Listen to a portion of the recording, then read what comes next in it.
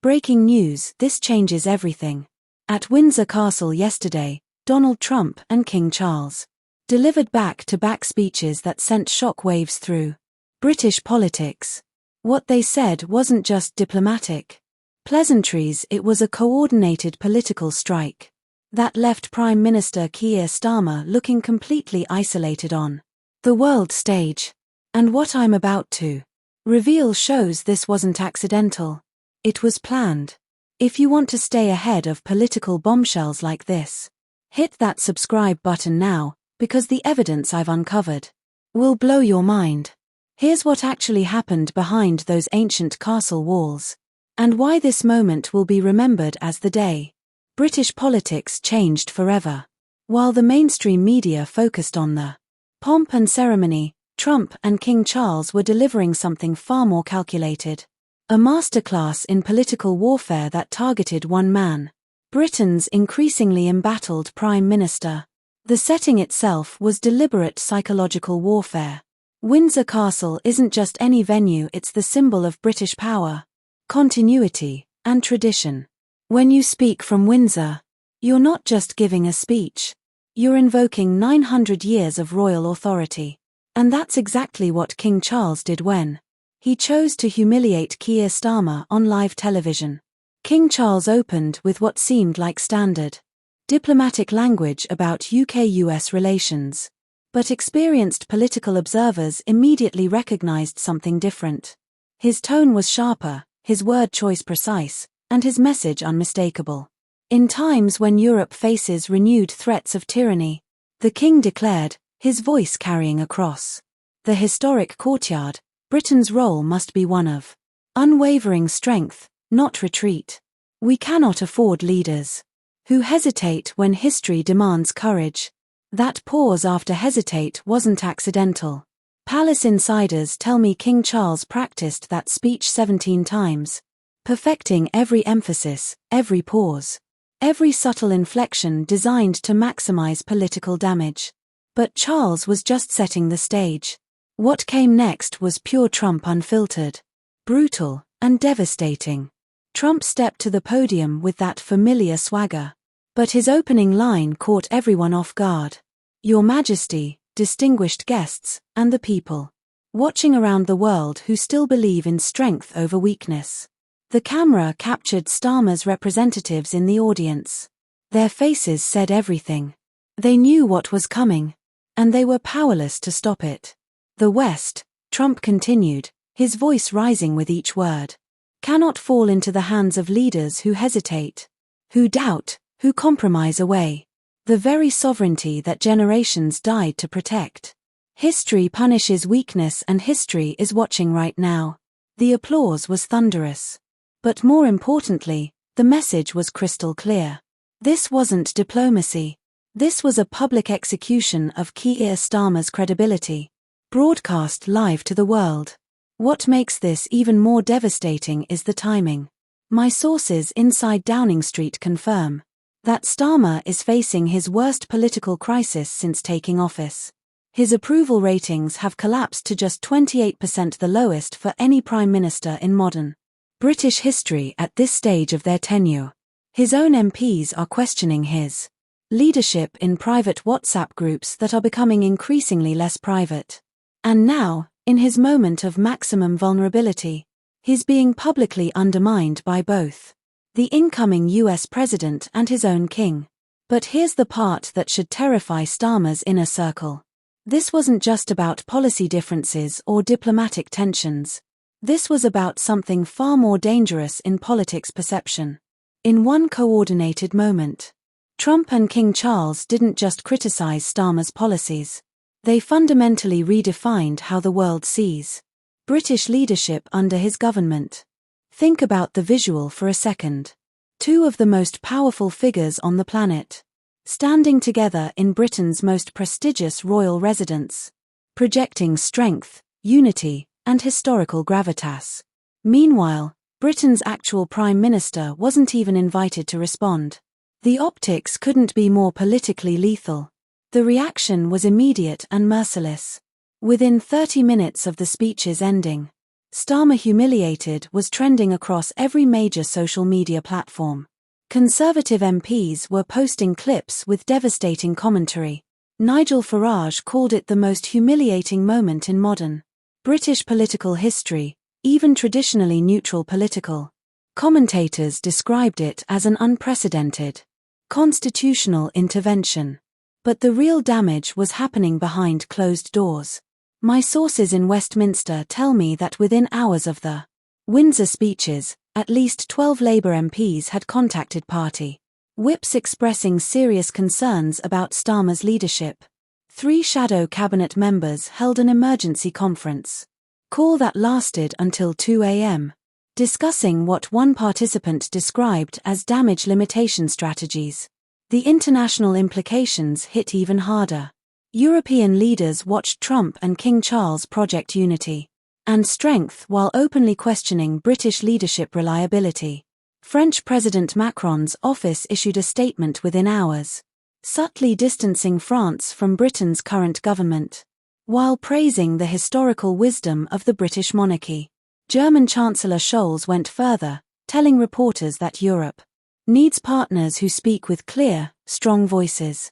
The subtext was obvious. Starmer's voice was neither clear nor strong. But this story goes much deeper than just bad optics or international embarrassment. What I've uncovered through multiple Palace and White House sources reveals a level of coordination that should terrify anyone in Starmer's position. The planning for this political ambush began 3 weeks ago when Trump's transition team reached out through back channels to test the palace's appetite for a more direct approach to Britain's current leadership challenges. King Charles, who sources say has grown increasingly frustrated with Starmer's wavering positions on defense spending and international commitments, signaled his willingness to participate. What followed was unprecedented in modern constitutional politics. Royal speechwriters worked directly with Trump's communications team to ensure their messages would reinforce each other. Timing was coordinated down to the minute. Even the camera angles were planned to maximize the visual impact of 2 powerful leaders united in their implicit criticism of a third. Downing Street was completely blindsided. They expected standard ceremonial speeches about historical friendship and shared values. Instead, they got a calculated political assault, designed to weaken their position both domestically and internationally. One senior civil servant, speaking on condition of anonymity, told me, "We've never seen anything like this. The palace and a foreign leader coordinating to undermine a sitting prime minister. It's constitutionally questionable and politically devastating. But the constitutional questions pale beside the immediate political damage. Starmer now faces an impossible strategic situation. He cannot directly criticize King Charles without appearing disrespectful to the Crown and alienating monarchist voters, who still comprise a significant portion of the British electorate. He cannot ignore Trump without appearing weak internationally, especially with Trump set to become president in just weeks. And he cannot defend himself without acknowledging that both leaders view him as fundamentally inadequate. The political calculus is brutal and getting worse by the hour. Labour MPs are receiving hundreds of emails from constituents asking why their Prime Minister is being publicly humiliated by foreign leaders and their own king. Local party organisations are reporting emergency meetings to discuss leadership concerns. The party's internal polling leaked to me by multiple sources shows Starmer's personal approval ratings dropping by double digits in the 48 hours since Windsor. What makes this crisis unprecedented is how it combines constitutional, international, and domestic political pressures into one overwhelming challenge. Previous prime ministers have faced criticism from foreign leaders or domestic opponents. Some have even faced subtle royal disapproval. But none have simultaneously faced public, coordinated criticism from both an incoming US president and their own monarch broadcast live to a global audience. The ripple effects are already reshaping British politics in ways that will outlast Starmer's leadership. Conservative leadership contenders are positioning themselves as the strength alternative to Starmer's weakness. Reform UK is using clips from the Windsor speeches in campaign advertisements. Even Liberal Democrats are distancing themselves from Labour's foreign policy positions. But perhaps most damaging of all is what this reveals about Britain's international standing under Starmer's leadership. When the King of England and the President-elect of the United States feel comfortable publicly undermining a British Prime Minister, it sends a clear signal to every other world leader about Britain's current political stability and diplomatic reliability. Chinese state media has already run stories about British political chaos. Russian propaganda outlets are celebrating what they call the collapse of Anglo-American unity under weak Labour leadership. Even traditionally friendly nations are quietly reassessing their diplomatic relationships with Britain, waiting to see if Starmer can survive this unprecedented crisis. The economic implications are equally serious. The pound dropped against the dollar within hours of the speeches. International investors are expressing concern about British political stability. 3 major defence contracts worth billions of pounds are reportedly being reviewed by international partners who question Britain's commitment under current leadership. For Starmer personally, this represents a career-defining moment. Every previous challenge he's faced has been either domestic, political opposition or policy disagreements. This is different. This is his fundamental competence and worthiness as a leader being questioned by the most powerful figures in the Western alliance, including his own head of state. The timeline ahead looks increasingly bleak. Trump takes office in January with a clearly established view that Starmer is weak and unreliable. King Charles has signalled his deep concerns about current British leadership. Parliament returns next week with Labour MPs facing unprecedented pressure from constituents demanding explanations. Senior Labour figures are already gaming out succession scenarios.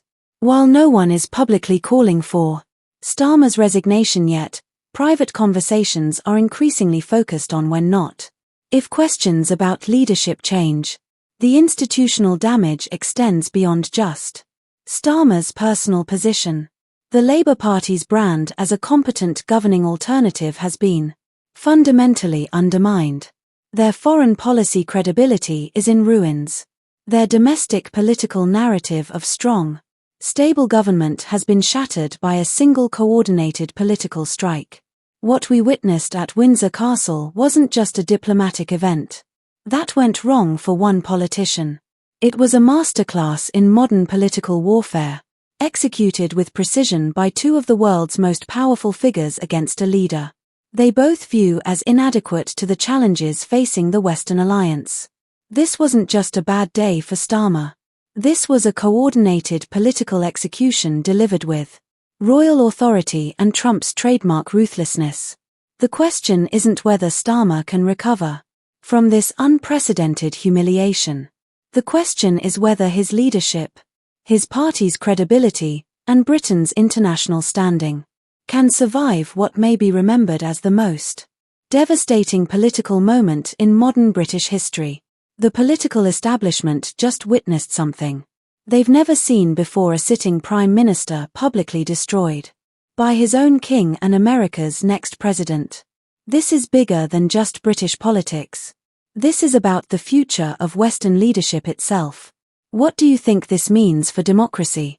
When constitutional monarchs and foreign leaders can coordinate to undermine elected governments? Drop your thoughts in the comments below. I want to hear every perspective on this unprecedented moment. And if this analysis opened your eyes to what's really happening behind the scenes of international politics, smash that like button and share this everywhere. The mainstream media won't tell you this story, but you just heard the truth.